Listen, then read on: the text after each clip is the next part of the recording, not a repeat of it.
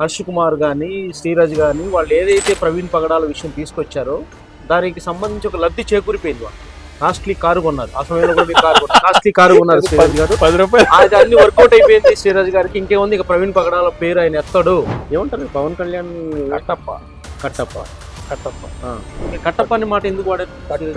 కట్టు బానిస అండి. ఎంత కాపులందరినీ విపరీతంగా రెచ్చగొట్టేసి పవన్ కళ్యాణ్ గారు ఆయన వైపు తిప్పుకున్నాడు. ఈరోజు ఉప ముఖ్యమంత్రి అయ్యాడు. ఈయన కాకపోతే ఇంకో ఉప ముఖ్యమంత్రి అన్న కాపుకి ఇస్తారు. ఏపీ ప్రజలకు అన్యాయం చేసింది కాంగ్రెస్ పార్టీ. ఏపీ ఈరోజు అభివృద్ధికి దూరంగా ఉందంటే కారణం కాంగ్రెస్ పార్టీ. మరి అలాంటి కాంగ్రెస్ పార్టీని ఏపీ ప్రజలు ఎందుకు ఆదరిస్తారని మీరు ఇంకా గుడ్డిగా నమ్ముతున్నారు? నేను చెప్తున్నాను, ఎట్టి పరిస్థితుల్లో మేము అధికారంలోకి వస్తాం. Is very nice entertainer. Allu Arjun is very good. Me right side ఒకసారి మీ రైట్ హ్యాండ్ చూపించి చెప్పండి. మీరు కాన్ఫిడెంట్గా చెప్పగలరా మీరు? ఇది హస్తం. One day I want to become the chief minister of Andhra. దళిత ముఖ్యమంత్రి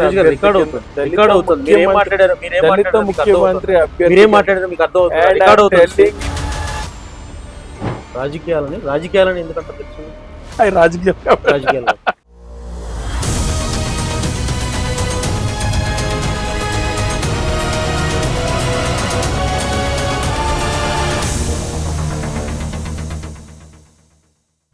తెలుగు రాష్ట్రాల్లో కాంగ్రెస్ పార్టీ సీనియర్ నేత మాజీ ఎంపీ జీవి హర్ష కుమార్ పేరు తెలియని వాళ్ళు లేరు. ఆయన తర్వాత ఆయన రాజకీయ వారసత్వం గురించి ఆలోచించుకుంటే ఒక క్వశ్చన్ మార్క్ కనిపిస్తుంది ఇప్పటికీ కూడా. ఎవరు ఆయన తర్వాత గ్యాప్ ఫీల్ చేయబోతున్నారు, ఎవరు ఆ స్థాయిలో రాజకీయాలను నడిపించబోతున్నారు ఆ కుటుంబం అనేది ఒక ఆసక్తి ఆయన అభిమానులు ఎప్పటి నుంచో ఉంది. ఇప్పుడు మనతో పాటు జీవి హర్ష కుమార్ తనయుడు జీవి సిరాజ్ ఉన్నారు. నమస్తే అండి సిరాజ్ గారు. నమస్తే సార్. నమస్తే శ్రీరాజ్ గారు. సహజంగా శ్రీరాజ్ అంటే సన్ ఆఫ్ జీవి హర్ష్ కుమార్. ఇంకా ఎన్నాళ్ళు చెప్పుకోవాలి శ్రీరాజ్ అంటే సన్ ఆఫ్ జీవి హర్ష్ కుమార్ అని? మీరు వారసత్వం గురించి మాట్లాడారు, లేకపోతే ఇంకెంతకాలం. నేను చెప్పేది ఏంటంటే Seshu garu, today if I'm sitting in this chair here and I'm talking to you, that is only because of my father G V Harsh Kumar. ఆయన వేసినటువంటి పునాది. As a family my entire family is already proud of my father's achievements. ఆయన ఏదైతే achieve చేశారో, ఈ రోజున ప్రజా ఆదరణ కానీ, రాజకీయాల్లో 10 సంవత్సరాలు పార్లమెంట్ మెంబర్ కింద పనిచేయడం కానీ, ఆయన 85లోనే అత్యంత చిన్న వయసులో ఎన్టీ రామారావు గారు టీడీపీ నుంచి పోటీ చేయమని బుచ్చ చౌదరి గారితో అడిగితే నిరాకరించి కాంగ్రెస్ పార్టీ తరఫున ఎమ్మెల్యే కింద నిల్చున్నటువంటి అప్పటి నుంచి కూడా ఆయన. సో 2004లో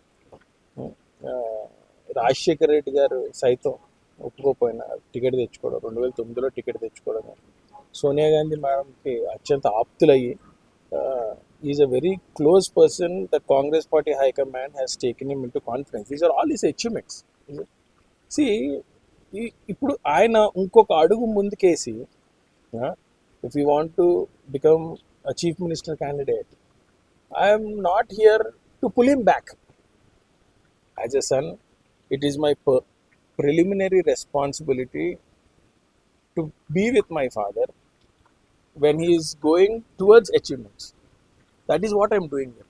హర్ష్ కుమార్ కానీ శ్రీరాజ్ కానీ వాళ్ళు ఏదైతే ప్రవీణ్ పగడాల విషయం తీసుకొచ్చారో దానికి సంబంధించి ఒక లబ్ధి చేకూరిపోయింది. వాళ్ళకి కాస్ట్లీ కారు కొన్నారు. ఆ సమయంలో కూడా మీరు కారు కొన్నారు, కాస్ట్లీ కారు కొన్నారు శ్రీరాజ్ గారు. 10 రూపాయలు అది అన్ని వర్కౌట్ అయిపోయింది శ్రీరాజ్ గారికి. ఇంకేముంది, ఇక ప్రవీణ్ పగడాల పేరు ఆయన ఎత్తాడు, పని అయిందనే విమర్శలకు మీ సమాధానం ఏంటి? As per the SBI records, Rajahmundry paper mill branch is the only branch in this entire country who got 50,000 transactions in 7 days, all incoming transactions. ఈ భారతదేశంలో ఎన్నో ట్రస్టులు ఉన్నాయి. ముస్లిం ట్రస్టులు ఉన్నాయి, క్రిస్టియన్ ట్రస్టులు ఉన్నాయి, హిందూ ట్రస్టులు ఉన్నాయి, సిక్ ట్రస్టులు ఉన్నాయి, జైన్ ట్రస్టులు ఉన్నాయి. గుర్తుంచుకోండి, ఏ ట్రస్ట్కి కూడా, ఏ ట్రస్ట్ అకౌంట్కి కూడా 50,000 మంది ఇండివిజువల్స్ ట్రాన్సాక్షన్ అనేది జరగలేదు. You believe me or not, we are the tallest in this country. అదేంటో తెలుసా అండి? 10 రూపాయలు పంపించమని. దేనికండి? 50,000 మంది 10 రూపాయలు పంపితే 5 లక్షలు అవుతుంది. 5 లక్షలతో కార్ వస్తుందండి, సెకండ్ హ్యాండ్ కార్లు కూడా రావండి. సరే, forget about that. But this is where my father has built confidence in the people hearts. ఇది సహజ మరణం కాదు, అసహజ మరణం అని చెప్పి ఏదైతే మా ఫాదర్ బిలీవ్ చేశారో దాని గురించి పోరాడుతున్నాం అండి. But we are very confident, we have enough information and we are going to be successful. See, the circumstances that are surrounding the suspicious death of Shri Praveen Pagadala is strongly believable. ఎందుకంటే ఇది ఒక accident case కింద close చేద్దాం అని first నుంచి కూడా జరుగుతున్నటువంటి ఇదేనండి. See I'll tell you something, మేం కాదు కదండి హిందూ కమ్యూనిటీ నేమ్స్ కంప్లైంట్ ఇచ్చింది. అట్ ది సేమ్ టైం ముఖ్యమంత్రి గారు కూడా ఇన్సిడెంట్ జరిగిన వెంటనే ఆయన ఇన్వెస్టిగేషన్ ప్రాసెస్ స్టార్ట్ చేశారు. బాగానే జరుగుతుంది అనుకున్నాం. ఇంతట్లోనే మరి నారా లోకేష్ గారు ఒక ట్వీట్ చేయడం, కేసు కాంప్రమైజ్ అయిపోవడం, అంటే సంథింగ్ ఈజ్ ఇన్ఫ్లుయెన్స్డ్ అనే పరిస్థితి మాకు అనిపించింది. అందుకని మేము పోరాడతాం. అంటే లోకేష్ ట్విట్ ఉన్నది మీద ఎఫెక్ట్ అయిందని, because is the most influential guy in the entire government today. There is no other person who is more influenced than Nara Lokesh. Praveen Pagadala issue అందరూ కూడా క్లోజ్ అయింది, ఇంకా అయిపోయిన కేసు. గవర్నమెంట్ క్లారిటీ ఇచ్చింది. ఎవరైతే దాన్ని విచారించిన అధికారులు క్లారిటీ ఇచ్చారనుకుంటున్నప్పుడు మీరు ఒక్కలే భుజాన్ని వేసుకుని ఏం చేద్దాం నెక్స్ట్? పిక్చర్ అభి బాకీ హై సాబ్, పిక్చర్ అభి బాకీ హై. ఒక దళితుడిని మర్డర్ చేసి చంపేశారు ఒక దళితుడిని. 2 సంవత్సరాల తర్వాత ఆ పేద కుటుంబం హర్ష్ కుమార్ గారి దగ్గరికి వచ్చి మా అబ్బాయిని చంపేశారండి, ఇది యాక్సిడెంట్ కింద చిత్రీకరిస్తున్నారండి, ఎవరో చంపలేదని అంటే రీపోస్ట్ మార్టం చేయించి దొంగలను పట్టుకోలేదా? 2 సంవత్సరాల తర్వాత. You need to wait, you need to have. Praveen Pagadala కూడా 100% there are some suspicious injuries that are hidden. అది రేపు పొద్దున్న బాడీ కుళ్ళిపోయినా వేరే రకంగా అయినా సరే దొరికేస్తారు. పవన్ కళ్యాణ్ ప్రశ్నిస్తూ వెళ్తానని వచ్చిన పవన్ కళ్యాణ్ ఇప్పుడు కూటమిలో ఒక భాగం అయ్యాడు. కట్టప్ప బీజేపీకి కర్త కర్మ క్రియ తెలుగు రాష్ట్రాల్లో కానీ, తమిళనాడు కానీ, సౌత్ స్టేట్స్లో కానీ. ఏమంటారు పవన్ కళ్యాణ్? కట్టప్ప కట్టప్ప అనే మాట ఎందుకు వాడారు? కట్టు బానిస అండి అని మీరు ఆలోచించి మాట్లాడారు ఈ మాట. ఎందుకు పవన్ కళ్యాణ్ ఎందుకు కట్టు బానిస అవుతాడు, ఎందుకు కట్టప్ప అవుతాడు? ఈ రాష్ట్రంలో ఉన్న కాపులందరికీ ఉన్నటువంటి కళ కాపు ముఖ్యమంత్రి. ఆ రోజున ముద్రగడ పద్మనాభం గారు, హర్ష కుమార్ గారు, దళిత జాతి కాపు జాతిలో ఉన్న పెద్దలందరూ కలిసి ఒక మంచి నిర్ణయం తీసుకుని కాపు ముఖ్యమంత్రి అజెండా, లేకపోతే తర్వాత అంటే 5 సంవత్సరాలు, 2.5 సంవత్సరాలు కాపు ముఖ్యమంత్రి, 2.5 సంవత్సరాలు దళిత ముఖ్యమంత్రి అజెండా అనుకుని ముందుకు వెళ్దాం అనుకుని ఒక మంచి సిస్టమ్ని రెడీ చేసాం. అది కాదు అని చెప్పి కాపులందరినీ విపరీతంగా రెచ్చగొట్టేసి పవన్ కళ్యాణ్ గారు ఆయన వైపు తిప్పుకున్నాడు. ఈరోజు ఉప ముఖ్యమంత్రి అయ్యాడు. ఈయన కాకపోతే ఇంకో ఉప ముఖ్యమంత్రి అన్న కాపుకి ఇస్తారు, ఎందుకంటే that is the second largest community. ఉప ముఖ్యమంత్రి అండ్ ఇంపార్టెంట్ మంత్రిత్వ శాఖలు ఏదైతే ఉన్నాయో అది అత్యంత ఎక్కువ జనాభా ఉన్నటువంటి క్యాస్ట్కి ఇవ్వాలనేది it is a very important decision. It is in the government budget itself. Kapu ముఖ్యమంత్రి కింద పవన్ కళ్యాణ్ లేకపోతే ఇంకోళ్ళు ఎవరికి ఇస్తారు. అక్కడ పవన్ కళ్యాణ్ ఉండాలని ఏమీ లేదు. హోమ్ మినిస్టర్ కింద దళితులు అయినటువంటి వంగల్పూడి అనితకి ఎందుకు ఇచ్చారు?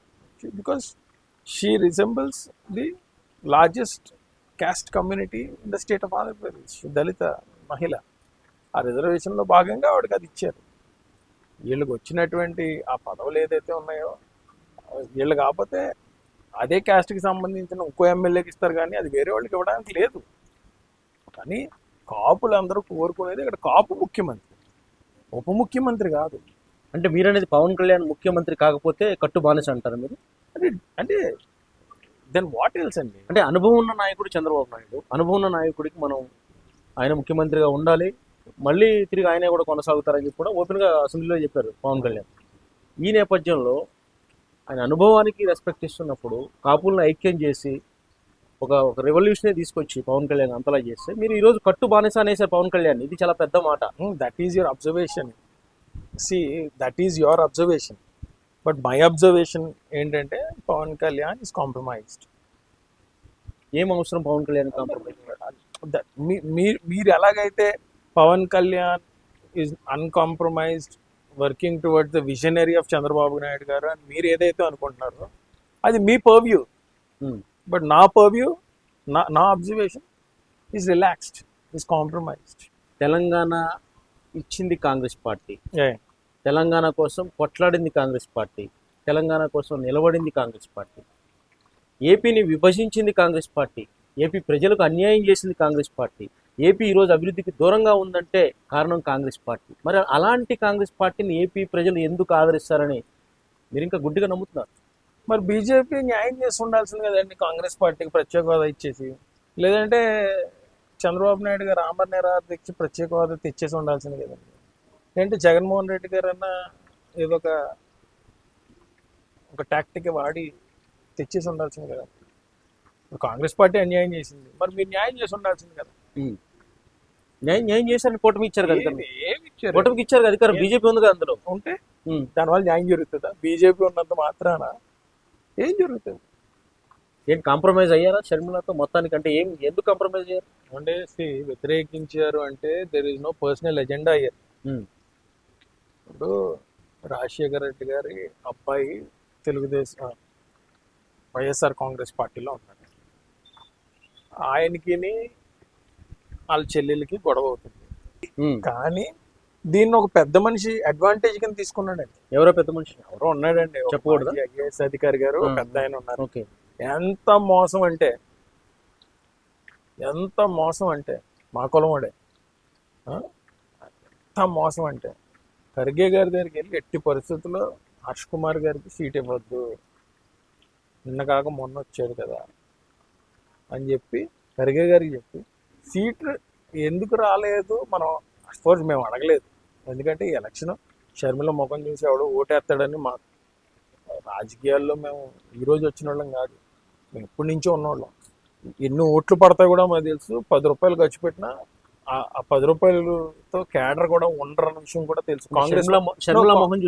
కాంగ్రెస్ పార్టీ లాస్ట్ టైం జరిగినటువంటి కాన్సిక్వెన్సెస్ లో భాగంగా ఇలాంటివి జరుగుతుందని మాకు ముందే తెలుసు. డెరాగేటరీ లాస్ అవుతుందని కూడా మాకు తెలుసు. షర్మిల కట్అవుట్ ఓట్లు పడదు, కానీ అందుకనే మేము కంటెస్ట్ చేయకూడదని అనుకున్నాం. కానీ మా తరపున మాట్లాడతాడు అనుకున్నటువంటి ఒక పెద్ద మనిషి వెళ్ళి ఎట్టి పరిస్థితుల్లో కాంగ్రెస్ పార్టీ టికెట్ ఇవ్వద్దని అక్కడ చెప్పి, సరే మనం ఇవ్వద్దంటే ఇవ్వలేదు వాళ్ళు, మనం అడగలేదు వాళ్ళు ఇవ్వలేదు, ఇది పక్కన పెడితే ఇచ్చుంటే బాగుండు కదా అని అనుకున్నాం. ఆయన మాకు ఫోన్ చేసి అన్నారు యు రిజైన్. నాతోనే ఇప్పుడు ఆడియో క్లిప్ ఉంది, బయట పెడితే ఊరేసి చచ్చిపోతారు చాలా మంది. యు రిజైన్ వాళ్ళు ఏమనుకుంటున్నారు, మనకి టికెట్ ఎవరా, యు రిజైన్ అని రెచ్చగొట్టాడు. Double game artist. పేరు చెప్పే ధైర్యం ఉందా మీకు? లేదు, నేను చెప్పలేను. పేరు చెప్పలేను. ఆడియో క్లిప్ వినిపించగలుగుతారా? చూపించలేను. సమయం వచ్చినప్పుడు అన్ని అయ్యా బయటకు వస్తారు. శ్రీరాజ్ గారు ఒకసారి మీ రైట్ హ్యాండ్ చూపించండి. మీ రైట్ హ్యాండ్ కెమెరా ఒకసారి. మీ రైట్ హ్యాండ్ చూస్తుంటే మీకేమనిపిస్తుందో నాకు అనిపిస్తుంది, ఇంకా మీ నాన్నగారు మీ చెయ్యి పట్టుకునే ఉన్నారు. మీ నాన్నగారు చెయ్యి కనిపిస్తున్నారు. మీ నాన్నగారు చెయ్యి వదిలి ఎప్పుడు శ్రీరాజ్ రాజకీయాల్లోకి సింగిల్ గా వస్తాడు? అసలు ఆశ ఉందా మీకు ఒక ఎమ్మెల్యే అవ్వాలని, ఒక ఎంపీ అవ్వాలని? మీ రైట్ సైడ్ ఒకసారి మీ రైట్ హ్యాండ్ చూపించి చెప్పండి. మీరు కాన్ఫిడెంట్ గా చెప్పగలరా మీరు? ఇది హస్తం, కాంగ్రెస్ పార్టీ హస్తం, గుర్తుంచుకోండి. కాంగ్రెస్ పార్టీ పిసిసి ప్రెసిడెంట్ కింద దళిత ముఖ్యమంత్రి ఎజెండా కానీ రూపొందించి నిర్ణయం తీసుకుందో నేను చెప్తున్నాను, ఎట్టి పరిస్థితుల్లో మేము అధికారంలోకి వస్తాం. సినిమాలు చూస్తారా మీరు? శ్రీరాజ్ గారు చూడండి. మీకు ఫేవరెట్ సినిమా అంటే Allu Arjun is one very nice. అతను ఏం చూసారు అల్లు అర్జున్? అంటే యాక్టింగ్ అది చాలా బాగుంటుంది. Is very nice entertainer. Allu Arjun is very good. Vijay Deverakonda, ఆ తర్వాత అంటే యంగ్స్టర్ మొన్న మ్యాడ్ అని సినిమా వచ్చింది కదా, వాళ్ళ ముగ్గురితో అయితే ఐ ఫాల్ ఇన్ లవ్. అది చాలా బాగా యాక్ట్ చేశారు. క్రమశిక్షణగా పెంచారు నన్ను. అసలు దెర్ ఇస్ నో పాయింట్. మీ క్వశ్చన్ ఏంటో కూడా నాకు అర్థమైంది. రైట్. బట్ సి అది ఎలా జరిగింది మరి? It is a trap. It is a trap. ఒక అమ్మాయిని మీరు ఏడిపించారు, బాగా ఏదంటే వేధించారని ఒక కేసు నమోదైంది మీ మీద. మరి 24 గంటల్లో ఎందుకు క్లోజ్ అయిపోయింది? ఉమ్. ఎందుకు క్లోజ్ అయిపోయింది? ఎందుకు క్లోజ్ అయిపోయింది? నేనేం ప్రభుత్వంలో లేను. నేను అంటే అంతలా బెదిరించారా మీరు? 24 అంటే గంటల్లో క్లోజ్ అయ్యేంతలా అంటే బెదిరించారా? అంటే నేను బెదిరితే ఆ. ప్రభుత్వంలో ఉన్న ఎస్పీలు, డిఎస్పీలు, డిఐజీలు బెదిరిపోయి ఈరోజు చిన్న యాక్సిడెంట్ జరుగుతుంటేనే వాడిని తీసుకెళ్ళి లోన్ వేసేస్తున్నారు. ఇప్పుడు see first of all there is no దాని seriousness or there is no the grave. అసలు ఫస్ట్ ఆఫ్ ఆల్ అక్కడ ఏం తప్పే లేదండి. It's YSR Congress party trap on my family. రాజకీయాల్లో మీ టార్గెట్ ఏంటి? ఒక లక్ష్యం ఉంటుంది కదా, రాజకీయాల్లో మీ లక్ష్యం ఏంటి Sreeraj? One day I want to become the chief minister of Andhra. I may be 60, I may be 70, I may be 80. I'm just now 35 years old. But one day definitely గా ఒక సార్ రికార్డ్ అవుతుంది. దళిత sir ముఖ్యమంత్రి శ్రీరాజ్ గారు record అవుతుంది. Record అవుతుంది. మీరేం మాట్లాడారు? దళిత ముఖ్యమంత్రి మీరేం మాట్లాడారు మీకు అర్థం అవుతుంది. and you today I'm taking care of any policy decision or anything very closely observe చేస్తుంది. నేను వ్యాపారాల్లో లేను. అంటే ఏదో ఒక రోజు మీరు Only politics లో దళిత నాయకుగా మీరు ముఖ్యమంత్రిగా ఎదుగుతానంటున్నారు. డెఫినెట్ గా ఇప్పటి వరకు ప్రత్యక్ష రాజకీయాల్లో లేని శ్రీరాజ్ ఒక్కసారిగా ముఖ్యమంత్రి ఎలా అవుతారు? People will see. రాజకీయాలని ఎందుకంటారు తెలుసు? రాజకీయం రాజకీయాలు అంటే బాధితుల పక్షాన పోరాటం చేయడం వేరు, వ్యూహాలతో రాజకీయాలు చేసి పైకి రావడం వేరు. ఈ రెండోది ఎక్కడో మిస్ అవుతుంది అనిపిస్తుంది మీ వ్యూహంలో. నిజాయితీగా ఇప్పుడు చంద్రబాబు నాయుడు గారు కాంగ్రెస్ పార్టీ దగ్గర ఉన్నని చెప్పు మేము చంద్రబాబు నాయుడు గారికి మిత్రులు. ఎప్పుడైతే ఆయన బీజేపీతో వెళ్ళిపోయి చంద్రబాబు నాయుడు గారు మాకు శత్రువు. వెంటనే బయటకు వచ్చి తిట్టాం. There is no personal relation between TDP and GV Harsh Kumar. It is only how the relation is between Congress Party and Telugudesam Party. Coin second side ఏముందో తెలుసా మీకు? నాన్నగారు 4 పడవల మీద కాళ్ళు వేస్తారు. ఎప్పుడే పార్టీలో మాట్లాడతారో తెలియదు, ఎప్పుడు ఎవరిని విమర్శిస్తారో తెలియదు. ఒకప్పుడు చంద్రబాబు నాయుడు కాళ్ళ మీద పడ్డాడు అనే హర్ష్ కుమార్ గారు, ఆ తర్వాత అదే చంద్రబాబు నాయుడిని వ్యతిరేకించారు. ఇప్పుడు ఆ కాంగ్రెస్ పార్టీకి షర్మిలను వ్యతిరేకించిన అదే హర్ష్ కుమార్ మళ్ళీ తిరిగి షర్మిలకు దగ్గర అయ్యే ప్రయత్నం చేస్తారు. నేను ఇంత కేటగిరికల్ గా మీకు ఎక్స్ప్లెయిన్ చేశాను. కన్ఫ్యూజన్ ఏంటి? నో ఇంత కేటగిరికల్ చంద్రబాబు నాయుడు గారు ఒక టాల్ లీడర్. ఆయన ఇలా అంటున్నా తప్పేమీ లేదు. మీకు అర్థమవుతుందా? అది ఇప్పుడు రాజశేఖర రెడ్డి గారు ఉన్నా సరే, ఇప్పుడు నేనే ఉన్నానండి. నిన్న కాక మొన్న ఆయన దగ్గర ముక్కుల వాష్నిక్ గారి దగ్గరికి వెళ్ళామండి. సార్ అంటానండి, అలాగని నా డిగ్నిటీ అని తక్కువైపోదు కదా. అయిపోయి ఆయన వయసులో పెద్దవాళ్ళు, వెరీ సీనియర్ లీడర్. లేకపోతే కేసీ వేణుగోపాల్ గారు కానీ ముక్కుల వాష్నిక్ గారి దగ్గరికి సార్ అంటాం, అందరూ తప్పే ఉందండి. అలాగే my father is now 65. Chandrababu Naidu ji is almost 77, 80 దగ్గర. సార్ అంటే తప్పే ఉందండి. అందులో దాన్ని వైఎస్ఆర్సిపి ఆ రోజున అలా వాడుకున్నది. ఎక్కడ ఏ చిన్న ఆపద జరిగినా మా అనుకున్నది వెనక ఆలోచించకుండా ముందుకు మా లీడర్షిప్ మీద నమ్మకం ఉంది. సో ఒక ఆశ ఉండడంలో తప్పులేదు. ప్రజల ఆదరణ ఉండాలి, దేవుడు దీవెన. కట్అవుట్ సైలెంట్గా ఉందని తక్కువ అంచనా వేయొద్దు. కంటెంట్ మాత్రం సీఎం కంటెంట్ అంటున్నారు శ్రీరాజ్. ఖచ్చితంగా రాబోయే రోజుల్లో దళితుల అండతో కాంగ్రెస్ పార్టీలో ఒక ముఖ్యమంత్రి స్థాయికి ఎదిగే అర్హత నాకుంది, అన్ని అనుకూలిస్తే ముఖ్యమంత్రి అవుతానంటూ కాన్ఫిడెంట్ వ్యక్తం చేస్తున్నాడు శ్రీరాజ్. చూద్దాం ఏం జరగబోతుందో. కాంగ్రెస్ పార్టీలో ఏదైనా జరగవచ్చు. శేషు ఎంపీ దేశం, హైదరాబాద్.